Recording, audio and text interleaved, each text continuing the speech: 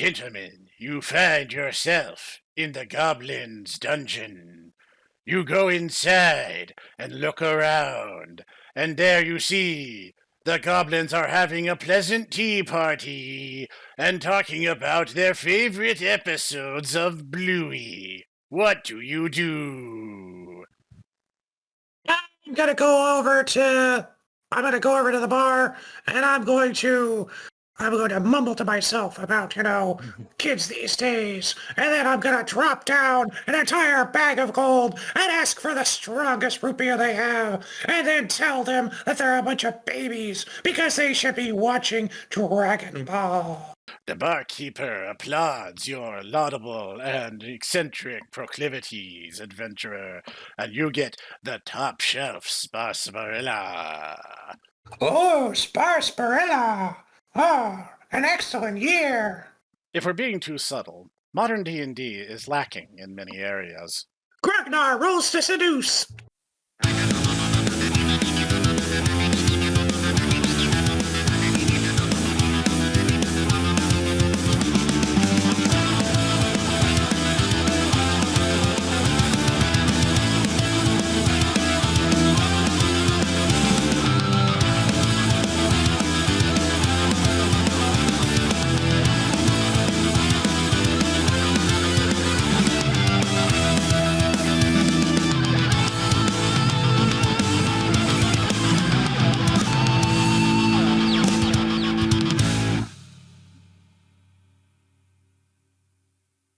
In many ways, we have lost our way. Greetings, everyone. This is the Tomodachi Bros with another episode of the Tomodachi Bros podcast, season 4. With me today is Clockwork Fiction. Yo. And also accompanying us is Ditaku. Ragnar the Barbarian cannot be contained! That's true.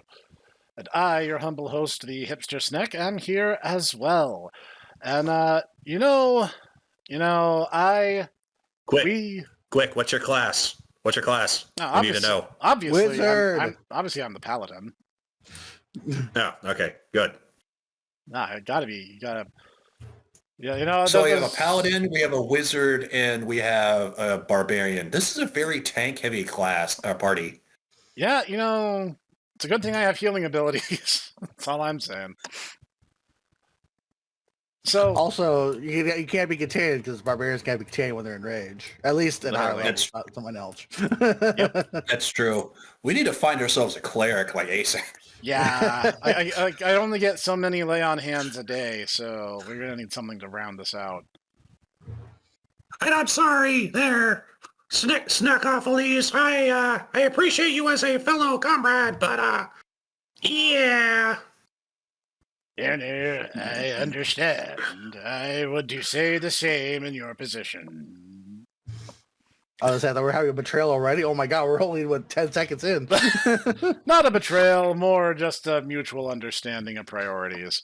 Because you know what? There's only so many times you can just put your hand on my shoulder and be like, "It's okay, buddy." Everything would be okay.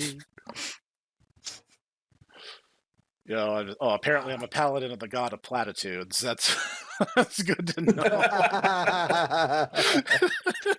I feel like I have to do that now. I'm going to make a paladin to the god of platitudes. That should be amusing. Yeah, we talked about it a couple times before, but this is the first time we're really sitting down and dedicating an entire discussion to the fact that, well, tabletop RPGs, they don't make them like they used to.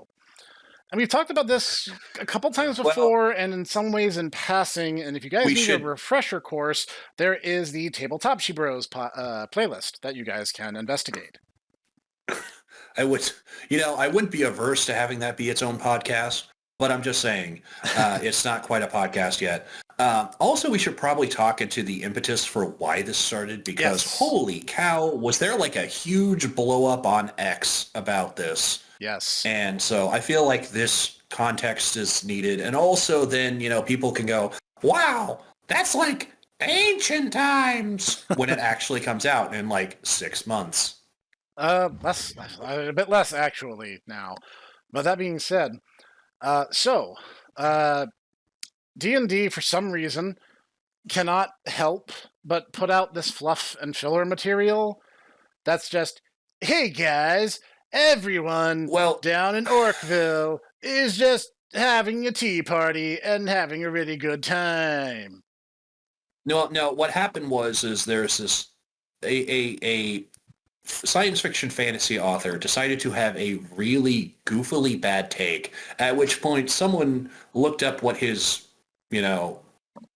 art was, and it basically starts with the Elf King proceeding to go, "Let the lesser races beware. We are destroying Orc City," and the Orc City is just like completely just destroyed.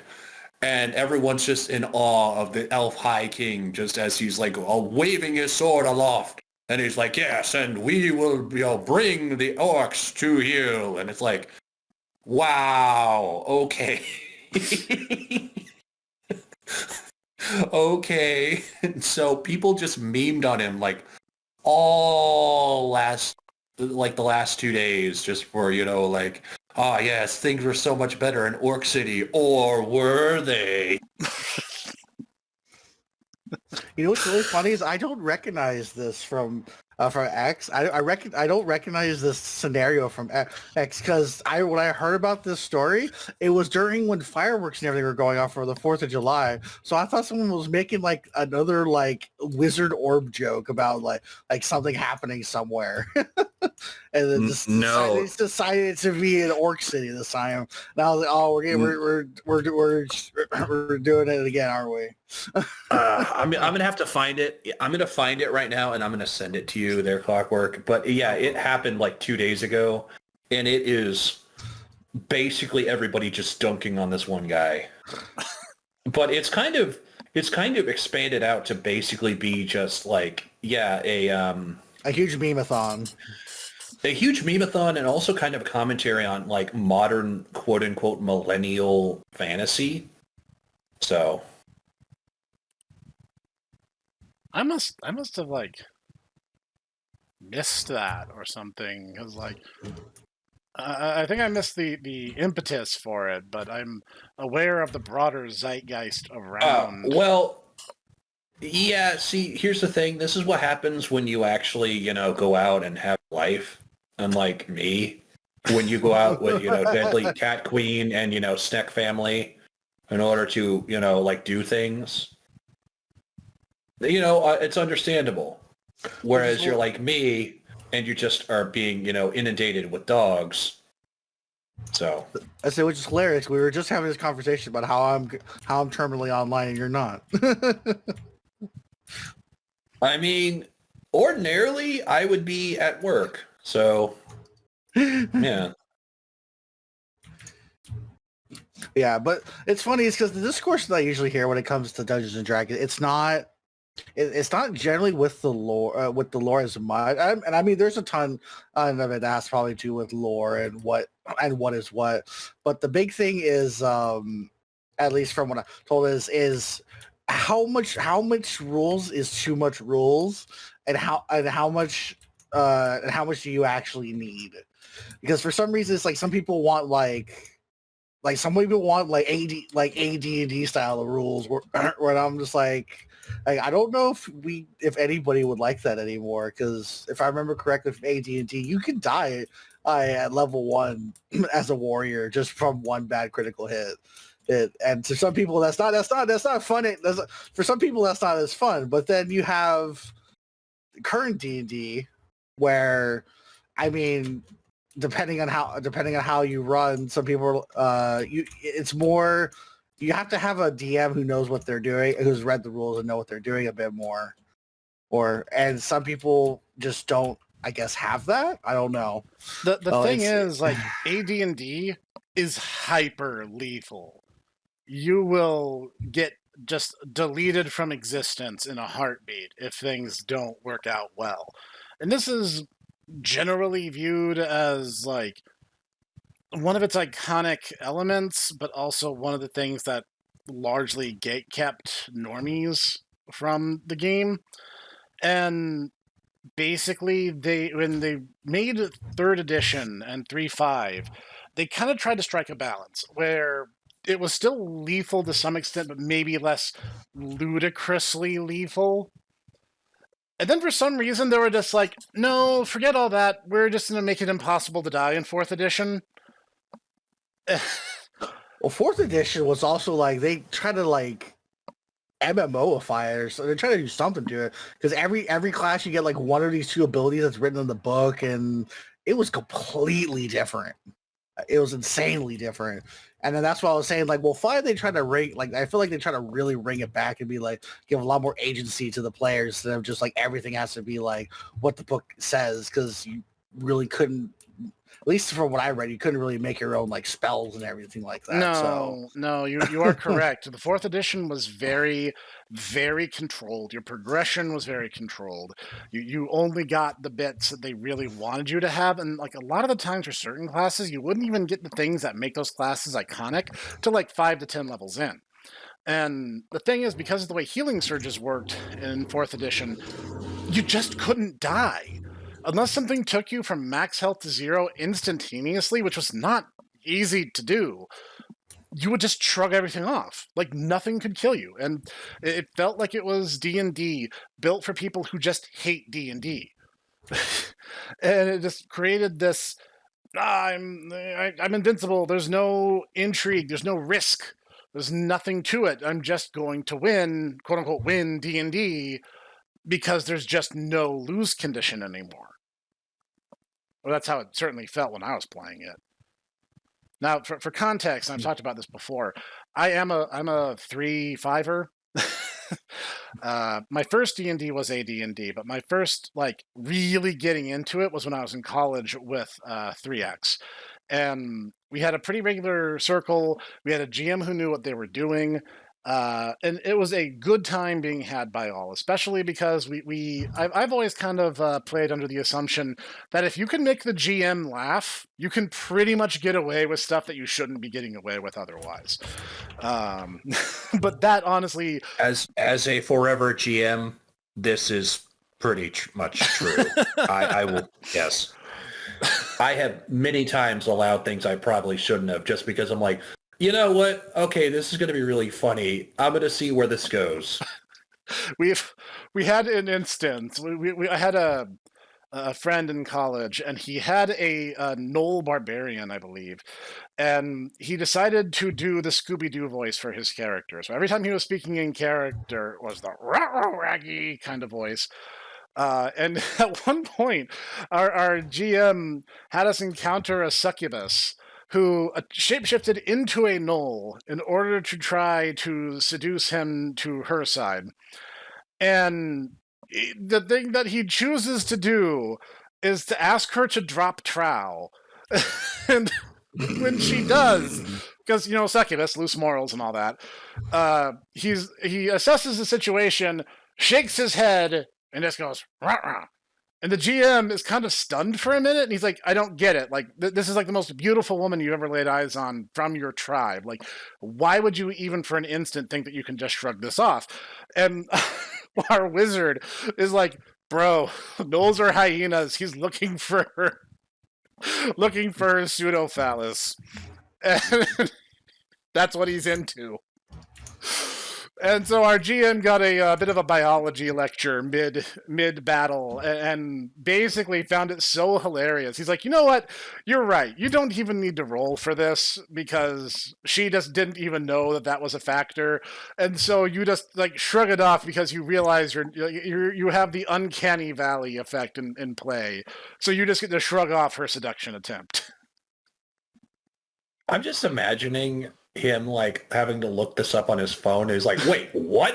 he basically did. That is pretty much literally what happened. And he's just like, you guys are messing with me. And we're like, no, dude, this is real. This is an actual thing. And he looked it up. He's like, oh my God, you guys are right. Oh, that was a good circle. We had a lot of good fun.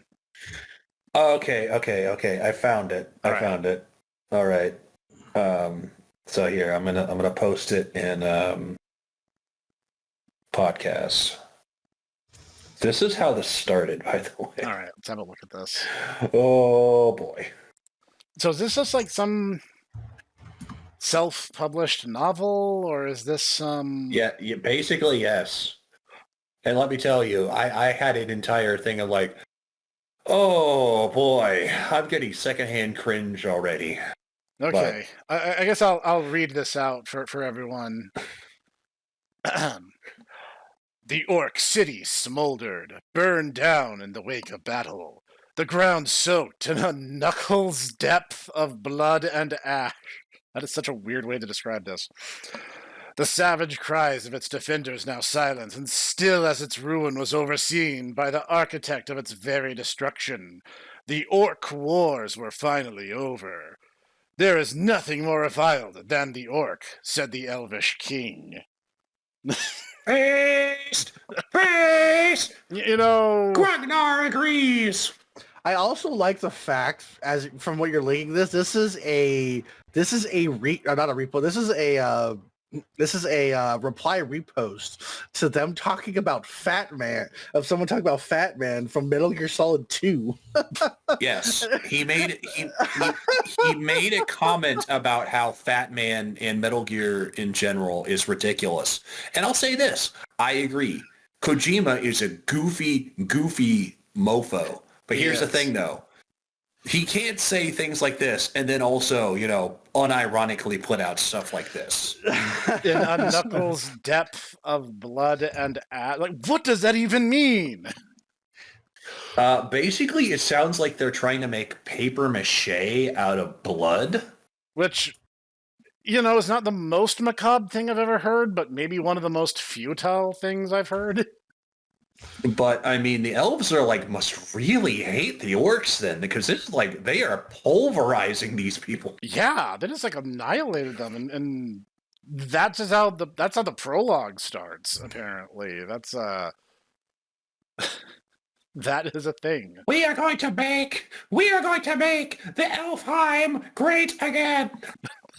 Said the Elven King. As he gesticulated wildly with his hands. I wasn't even fully aware of this. This one's actually new to me.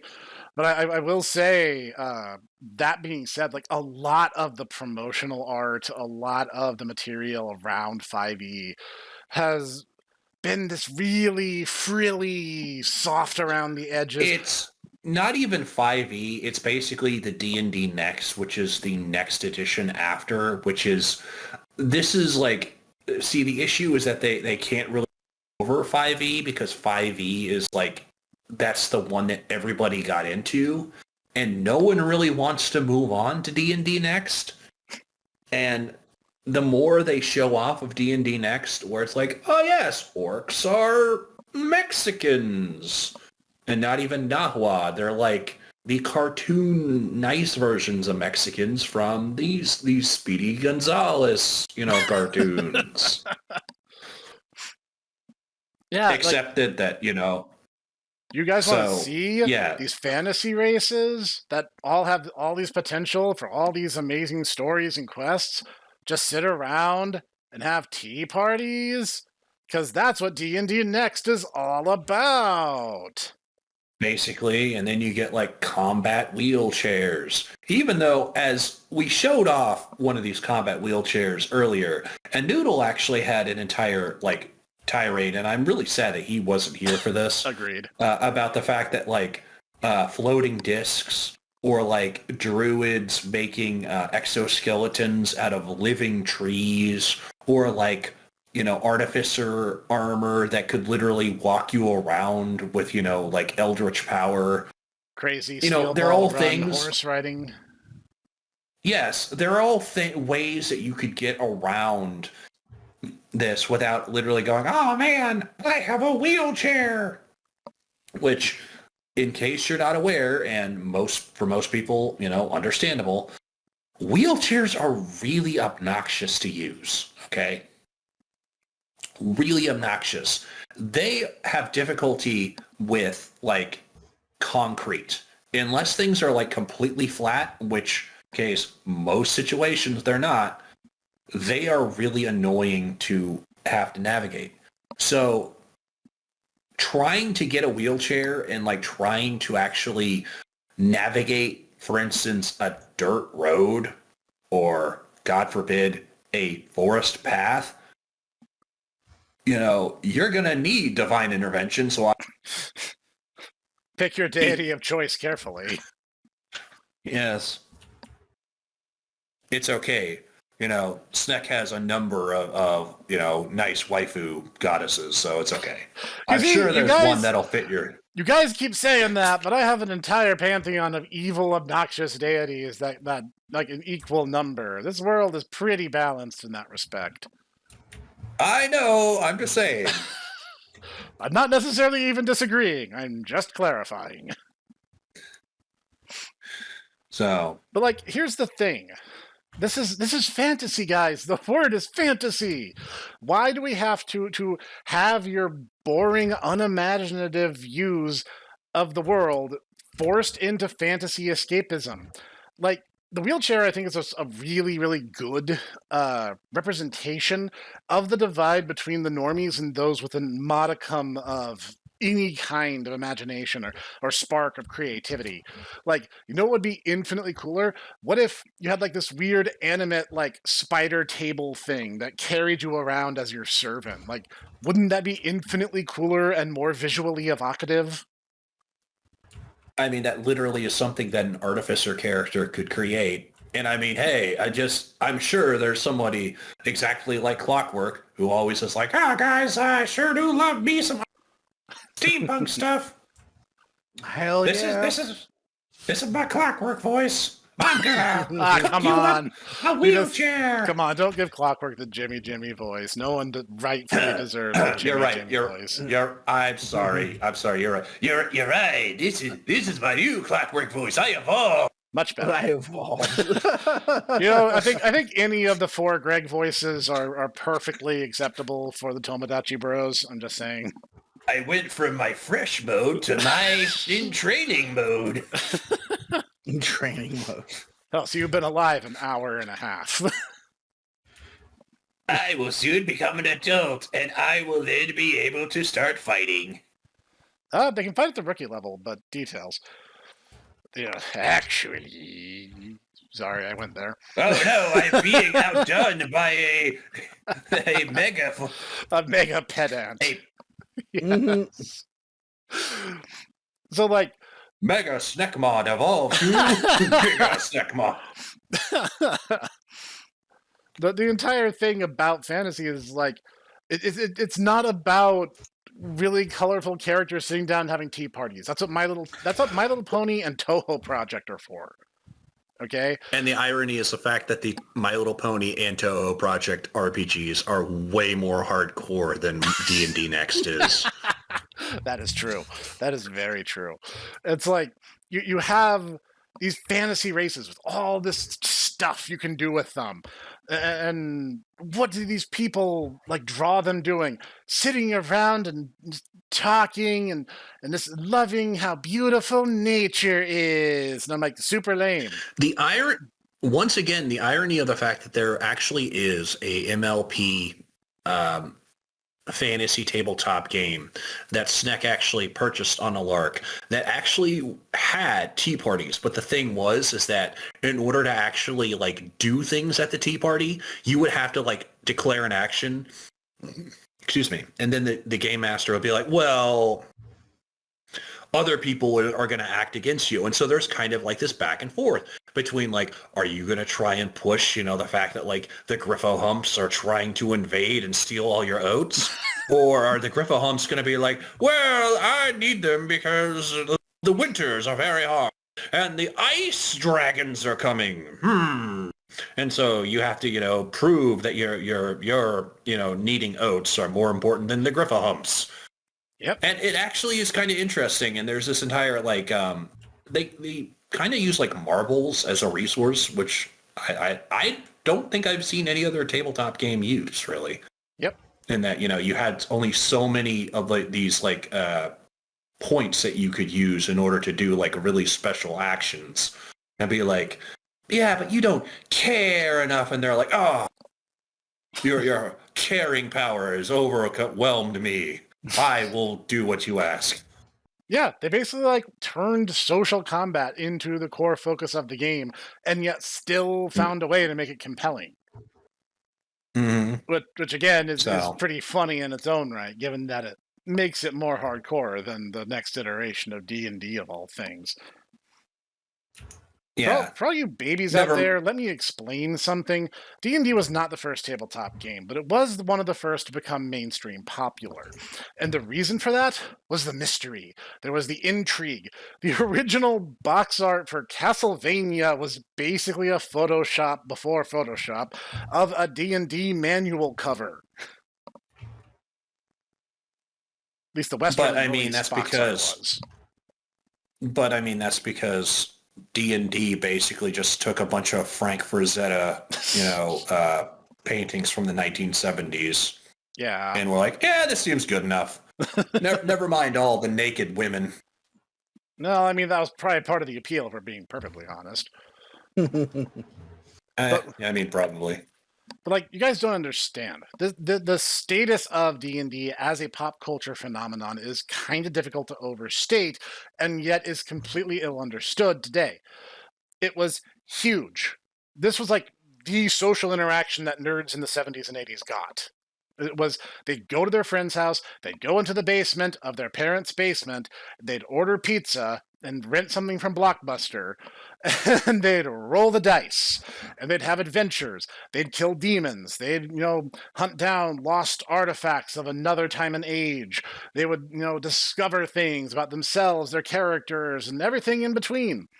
And it was, sure, the normies made fun of it, but the normies made fun of all of nerd culture up until nerd culture suddenly became cool in the last 15, 20 years. And I'm just saying, we should have kept you normies way harder than we did. We wanted more people into our hobbies, but we wanted them to express the same level of reverence and respect as we did, and you have not upheld your end of the bargain. In our quest to actually get more people to play games with, we have realized that perhaps maybe there is a reason why these people weren't playing games to begin with. Critical Role and its resulting waves have been a disaster for the hobby. It has contributed. It has contributed to this brain-dead moral relativism and stupid Tea Party mentality that D&D has embraced. And it has embraced it because there has been the success around this pseudo-celebrity status of Critical Role. It has been just disastrous for tabletop games. Let it be said, I hold no ill will to Critical Role. I don't think that, any of them are awful people. No, certainly not. I actually quite like Matt Mercer in, the voiceover work that I've heard of him. Mm-hmm. But that being said, having listened to it, having watched a number of the cartoons, I'm like, this is not the way a D&D game is. This is way too together. This is, there's not like, okay, guys, now I know that we're on the quest for the amulet of Granthar, but hold on here, because our wizard... Oh, God, crap, guys, I just realized we haven't done anything for my quest in order to learn who my father is. Oh, no, it is I, your father, wizard. Dracula, that's right. I'm your daddy. Oh, no! But it turns out our rogue has a storyline where he needs to kill Dracula in revenge for him killing his father. So the rogue and the wizard have an inter-party conflict. Yeah, sorry, bro. I have to kill your dad, even though you just figured out that your dad is Dracula. Oh, well, I am unsure where to continue with this. On one hand, it's my father. On the other hand, he's only just now appeared. Oh, what do I do? I'm still gonna stab him in the back. Just saying. Yeah, that seems fair. that seems fair. I'm gonna come back in a century. Yeah, whatever. See, that's exactly it, though. Every character has some kind of meaningful character arc and meaningful character interactions. At least if they have a halfway competent GM, they do. The thing that got me is I saw this one clip from Critical Role, and there was some kind of beef where the cleric had an issue with her lawful good deity, and the lawful good deity No, I was think I just know like, "Hey exactly what you're guys, talking about. like it's all about more relativism, and like you're like It's not just. essentially good." It's not even moral relativism. It was the case of she was having a crisis of faith, which was preventing her from using her powers. So she communed with her goddess and was like, "Goddess, what should I do?" And the goddess was basically went, "It's whatever you want to do there, Jimmy Jamela. Do whatever you want to do. I don't stand for anything. I have no, thoughts or desires. Fulcrum of virtue. Whatever you want. It's whatever you need in the moment. It's moral relative." At which point she returns and is like, "That's right. I was good all along." And it's like, maybe you were, maybe you weren't. I don't know.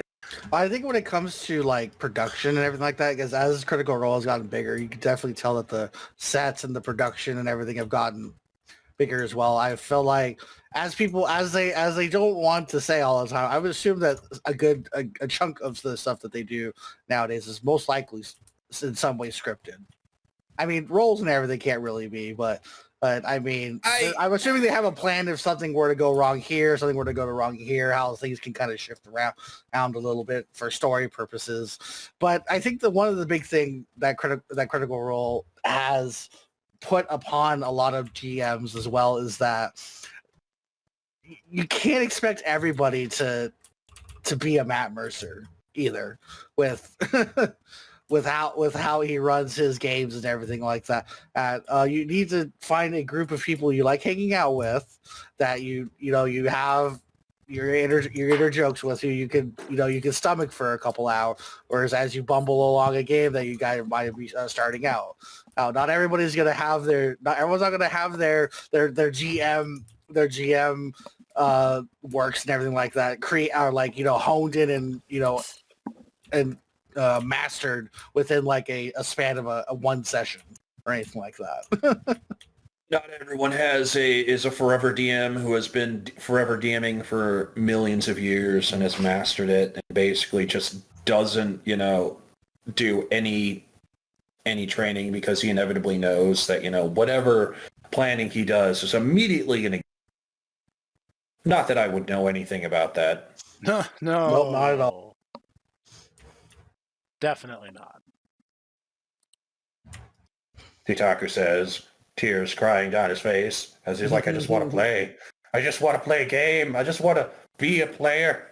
I'm gonna GM the next one. Calm down."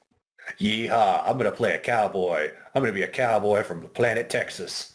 That's cool. Yeehaw. The planet Texas? Yes, planet Yes, Texas. I am from space Texas. I'm going to go. Things are bigger in space Texas. You won't find this on any Critical Role show, I tell you what. That is true. Yeah, y'all been down to the, City of Light, but y'all ever been to Space Bucky's? Space Bucky's.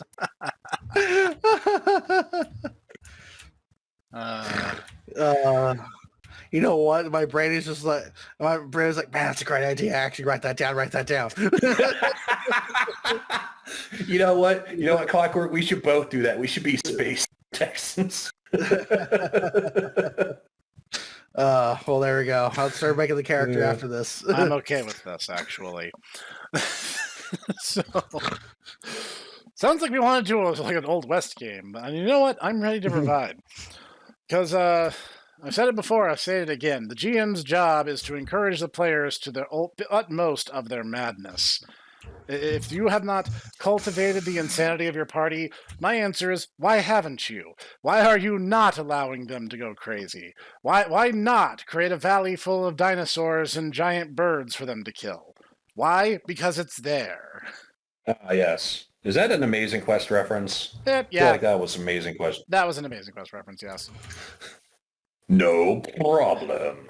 That being said, the thing that's the most disappointing is the people who are unable to divorce their reality from the fantasy role-playing experience. It is, in fact, a role-playing game, a game wherein you play a role. The role is not just you and you complaining about whatever problems you have. This is not, D&D is not Twitter or X or Tutor or whatever you want to call it.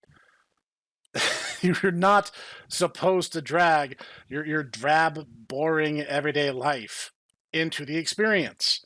I'm genuinely shocked that I have to explain this, but apparently I do. Because all these people are like, everything's got to be political and everyone's got to agree with my opinion. No, they don't. They shouldn't, and they won't. I guess they skipped that day in kindergarten when the teachers are like, all right, class, now understand that people have different opinions than you. Yeah. And that's okay.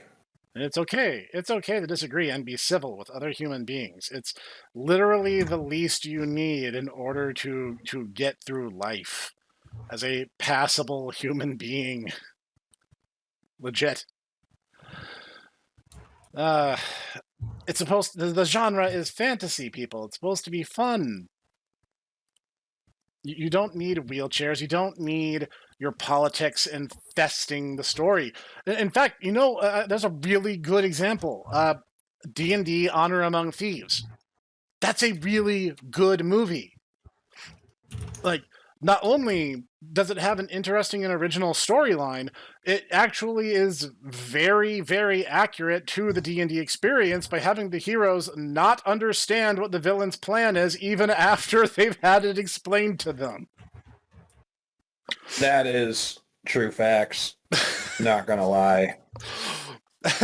And like, they're literally on the ship about to just leave Neverwinter, and they're like, I sure do wonder what Forge's plan was, guys. And they look up and there's like this dark magic raining down from the sky, and they're like, oh yeah, that thing that we were told was about to become plot relevant, right? We forgot that. And I'm like, that's the most accurate to D&D thing in the movie.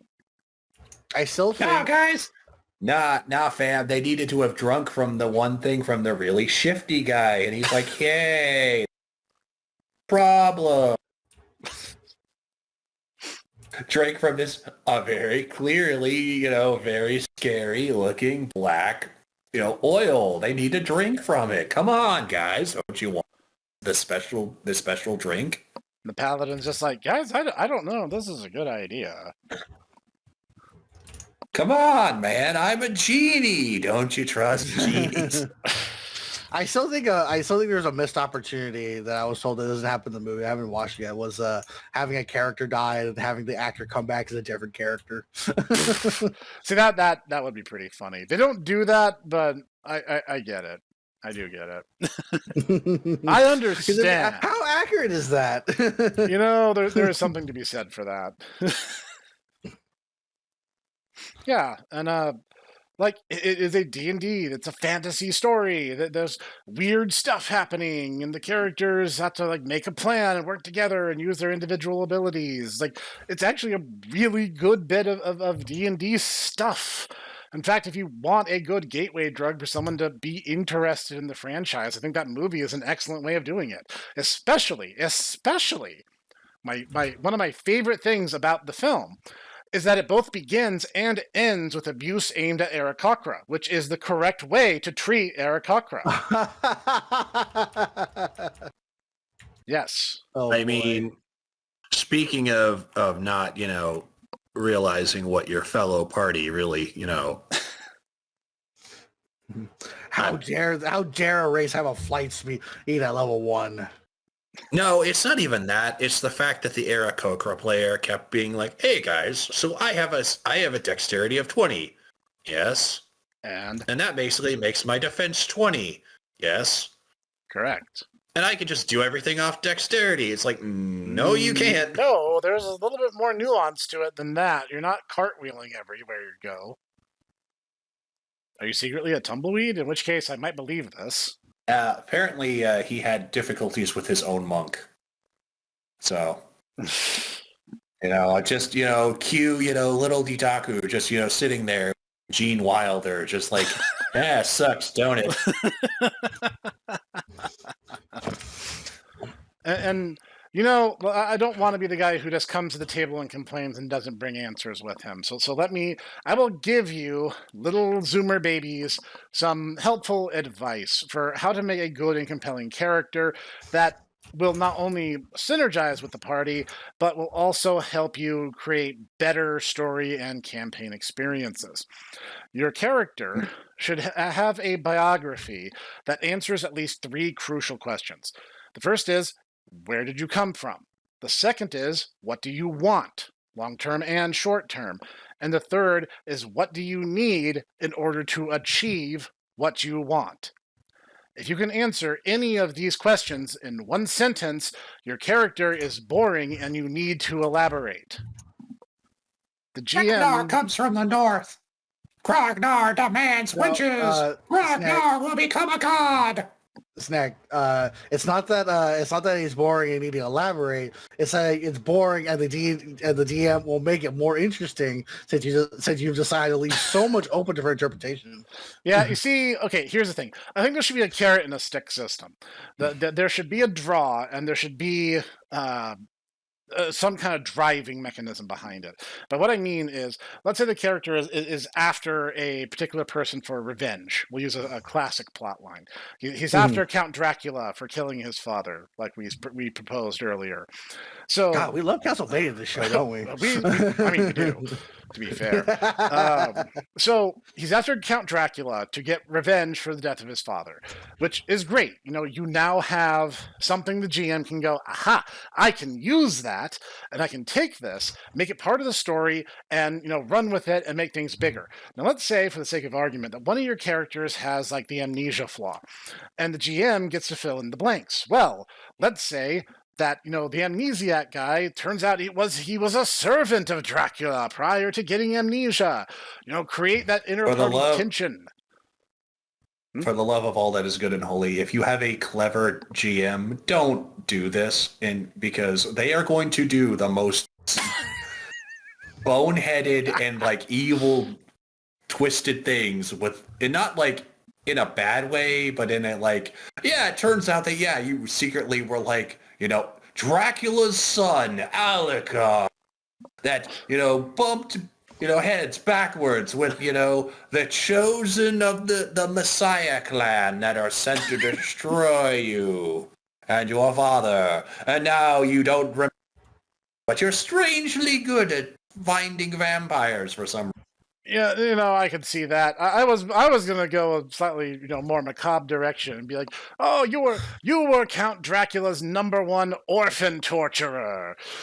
You went down to the orphan fields and plucked a fresh orphan out of the orphan patch every day. Okay, so we went from Symphony of the Night to Curse of Darkness then, okay. Yeah, kind of. It's okay to have inter-party tension. Now, there's 2 things that a player should avoid doing that will honestly make everything really dumb. Do not be the guy who sits in the corner and grumbles about their dark and tragic past. It's not interesting. It's not interesting. It never goes anywhere, and very, very few can meaningfully pull the lone wolf character off. If you have to say that you're dark and tragic, you're not dark and tragic. You have to be dark and tragic by actually being dark and tragic. It's hard to do. The meme where it's like the LARPer, it's a guy in military fatigues ranting about like how many confirmed kills he has. And it's like the actual veteran, and it's just like a grandpa in like a Hawaiian shirt listening to Jimmy Buffett. That's the dichotomy here. Hey, man. Even hardened killers want a cheeseburger in paradise. That's what I'm saying. Is like, if you do the I'm dark and edgy and brooding, it's like, no, dude, you are coming off as the LARPer. You're not genuine. Now, if you do want to mess with your party's expectations, by all means, consult with your GM and see if it would be a good idea. But The lone wolf is not the cool lone badass. The lone wolf is the wolf that was too dysfunctional to fit in with the herd. I was also gonna say I don't know of a good lone wolf who won't also use his comrades in quotation marks to his ends as well. If it doesn't want to be, even if it doesn't want to be friends, technically speaking, people can be used as tools as well. Yeah, Professor, I just have to point out. I have to just point this out. Wolves hunt in packs. Only herd animals are in herds. So, I mean, that's true. Prey animals. Unless, it's a drift or a murder or a parliament. Nomenclature is weird. Did you know that? Grandar uses his rage now and attacks the Snek. Peas.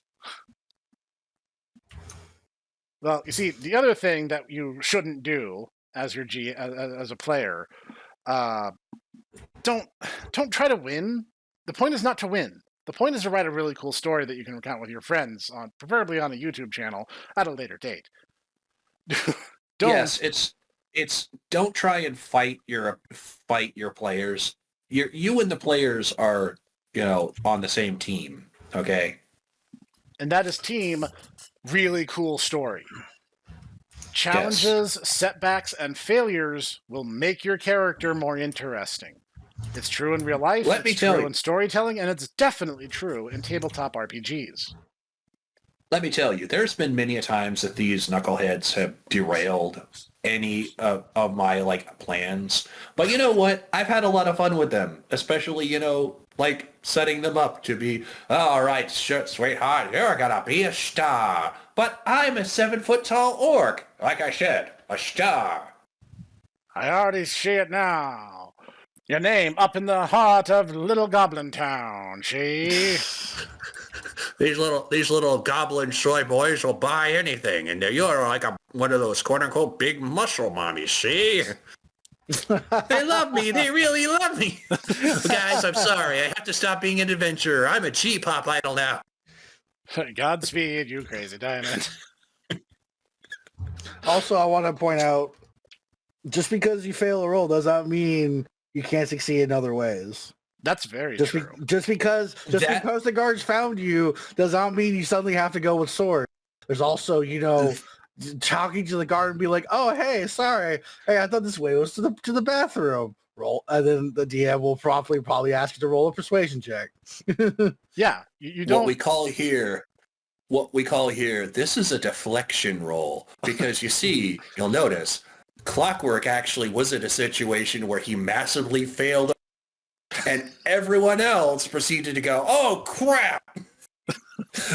Oh no, it's my friend. He's dumb, and also he fell downstairs, and he's dumb. He's dumb and fell downstairs." Did we mention the stairs? They were OSHA compliant. Also, I think you're cute. Bye. Wow, she really likes me.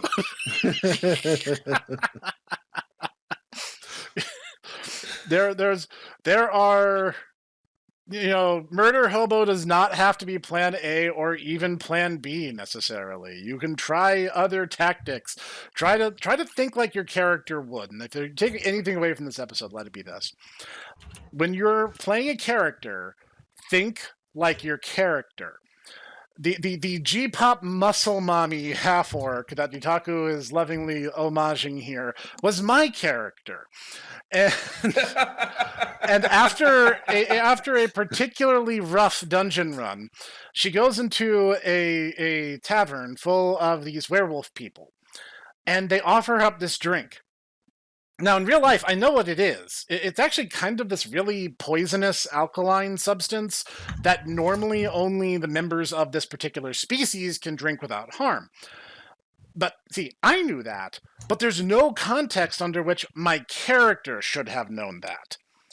So, I'm like, it doesn't make sense for her to refuse the drink. If anything, she would take it with a great deal of gratitude.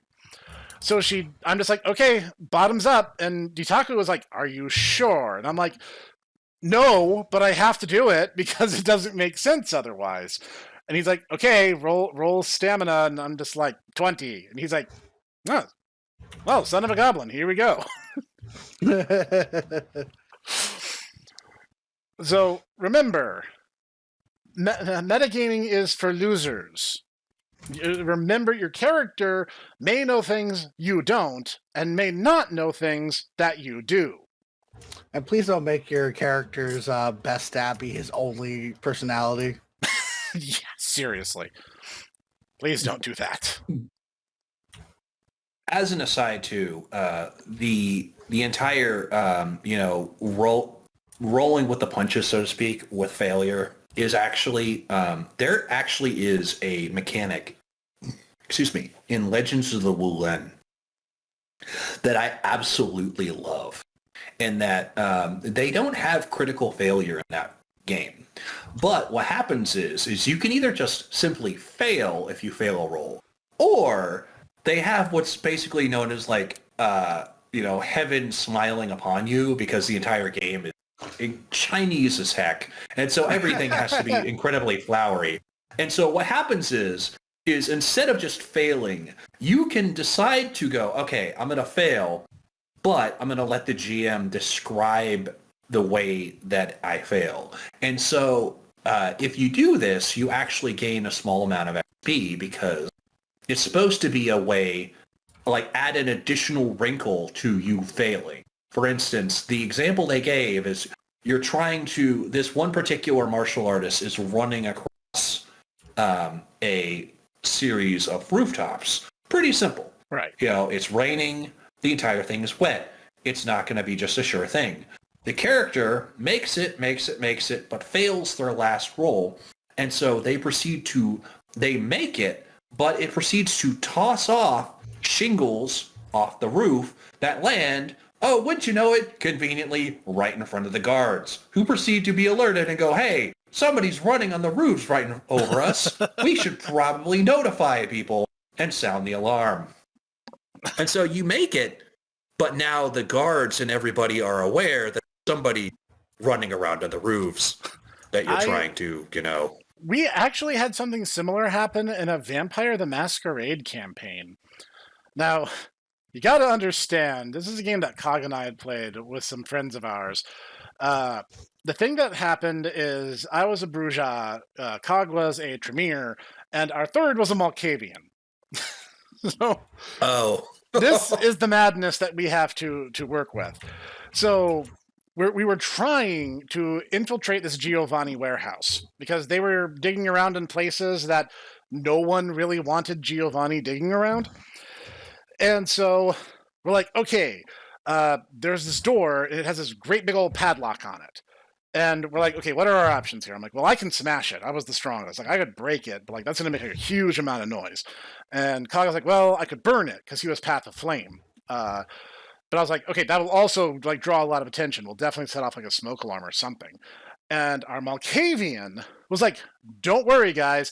I have a lockpicking kit. I can do this. And we're like, okay, we're going to trust the Malkavian to do this. So the Malkavian botches the roll. I think he threw like 6 or 7 dice, and of them, I think all but one was a 1. It was. Oh. It was like it would have been like -5 or -6 in terms of dice result.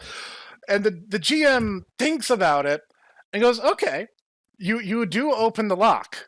You open the lock just fine." And we're like, "Okay." And we go and we open the door, and there's just like a small army of Giovanni foot soldiers on the other side of the door waiting for us. And we're like, crap. There goes any sense of subtlety we might have had. It's like, just because they succeed at what they're doing doesn't mean that the results of their actions don't have further consequences. See, you bring up, fire alarms. That's the reason why Dark Ages is better. Just saying. Actually, that game was both. There was a time travel hook at one point, and we actually got sent back in time. That doesn't surprise me, considering how much you love Redemption. So, yeah, no, I mean that was kind of the points I was trying to make. What about you, Master Ditaku? Final thoughts. Magic and wonder. We need to have more magic and wonder. We need not just in real life, but like in fantasy as well. Things cannot just be, oh, it's because of this physical process or this physics or this science. Magic is its own thing. Magic is its own force, and you don't need to explain it. It just exists, and that's okay. So, just being able to appreciate that not everything can be explained is a limit to human reason is okay. It's all right. And I think, honestly, it makes things fuller and makes things, I think, is the difference ultimately between the good fantasy that I think all of us appreciate and this awful new fantasy, which is, everything has to be explained. Combat wheelchair, Mexican orcs, and everyone being nice to each other because, no one's feelings can be hurt. The demons are definitely supposed to be an allegory for the war on terror, guys. And then it turns out that the party has brought down Dracula, and then Dracula proceeds to take off the mask, and it turns out that it was Adi Shankar. It's true. I am the true demon lord, and I'm here to ruin your D&D game. And now that my host has been destroyed, I will host a new host. Oh no, guys, I'll have to give up. No, Duke Nukem. I will sacrifice myself. I'm sorry, Duke Nukem. I don't even know what to say. I'm kind of in awe. Not a fan of Adi Shankar, just in case anyone's aware. Yeah. Not even that big of a fan of Devil May Cry, but what about you, Master Clockwork? I think the main thing is that, I mean, when it comes to certain things like the the adventure and the wheelchair, or at least if you have to do it that way, if it's like a low fantasy setting or something like that, I can kind of see it in certain ways. If it's mainly being being done in like a city or something like that, but but if you're going to be out like doing like high fantasy, high adventure, there's nothing stopping you from making it more like a hover chair or something like that. Just something that's not going to hinder the entire party, or that you would have to think about the entire time. Because at least if I was DMing, there'd be a lot of questions about, how is this actually working out in real out in fantasy land. And now if it was just hovering around and just doing its own thing, not a lot of questions will be asked about it. Another thing would be to, like I said, my main thing was, as I've learned, that I think really helps my enjoyment of tabletop in general, is just, like I said, rolling with the punches. It's like you're not going to win every roll. Your character, even though he's got like a 20 in dexterity, he's got a 20 in strength. There's going to be just a gnome that walks in somewhere, and then he's going to suddenly beat you because you got that nat 1, and it's going to be hilarious at your expense. But you can always beat him up later in the parking lot. You never know. I mean, they're gnomes. You can just kind of drop kick them, make a field goal out of it. But yeah, so I think is mainly roll with the punches and make it make sense in the setting. If you can make it make sense in the setting, then no one's going to have a problem with it. Yeah, but if you're throwing stuff in there because you have to throw it in there and it makes no sense, but it has to be there for some reason, then everyone's just going to question it the entire time, and then it's going to not be fun for anybody. All right, I think we've covered all the important bases. Everyone, thank you for joining us here this fun evening. It was a pleasure as always. All right. Thor will have his revenge. We're all sure he will. And we're going to see you guys in the next one. Like, comment, subscribe if you haven't already. And we'll see you there.